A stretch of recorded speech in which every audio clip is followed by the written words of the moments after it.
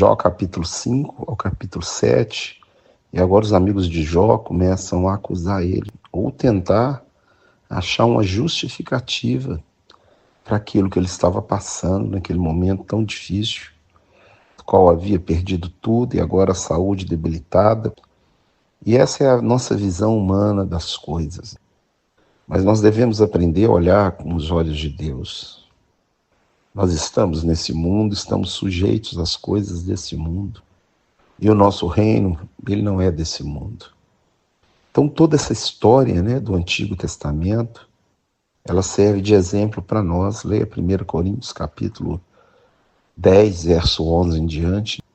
E lá fala assim: aquele que acha que está em pé, vigie para não cair.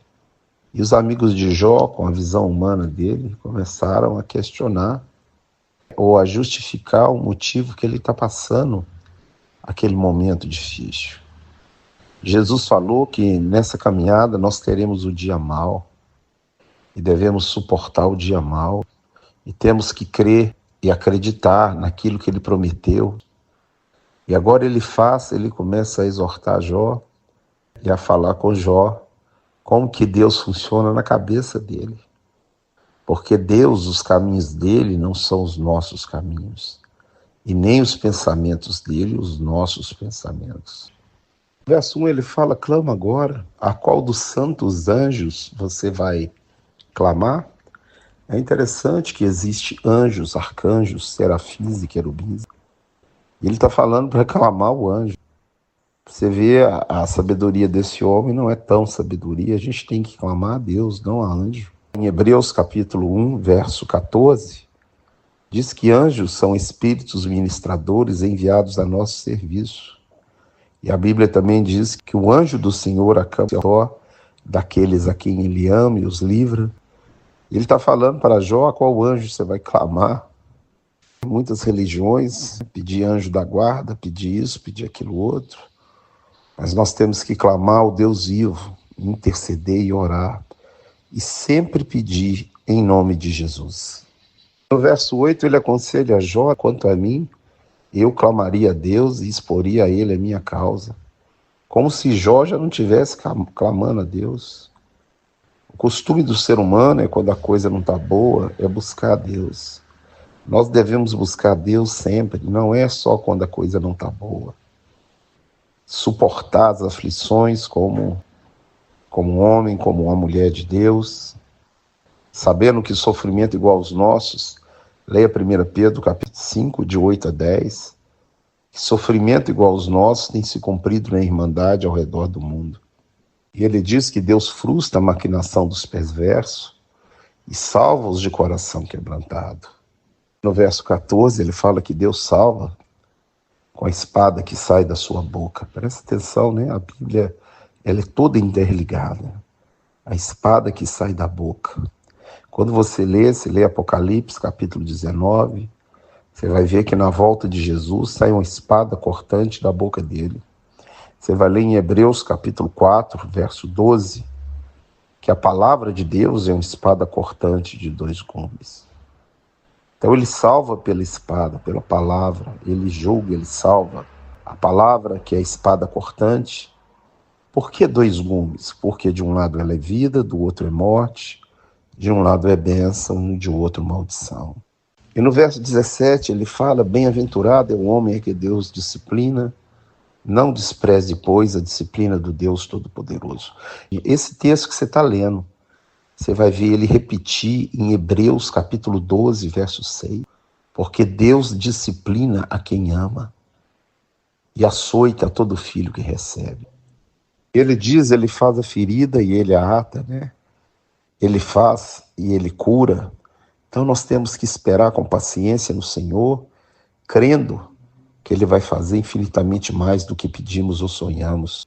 E ele fala do homem justo, daquele que Deus não imputa pecado, que ele vai descer para a sepultura em ditosa velhice, como se recolhe o feixe de trigo ao seu tempo. Você está vendo as citações do livro de Jó, você vai ver Jesus falando sobre o homem que semeou no campo e veio o inimigo e semeou o joio. Então o feixe de trigo que se recolhe ao seu tempo são os salvos. São as pessoas que se prostram diante de Deus. São aqueles que dão fruto. O joio é igual ao trigo, mas ele não dá fruto, ele fica em pé, cabeça em pé. E na consumação dos séculos, Deus vai passar a foice.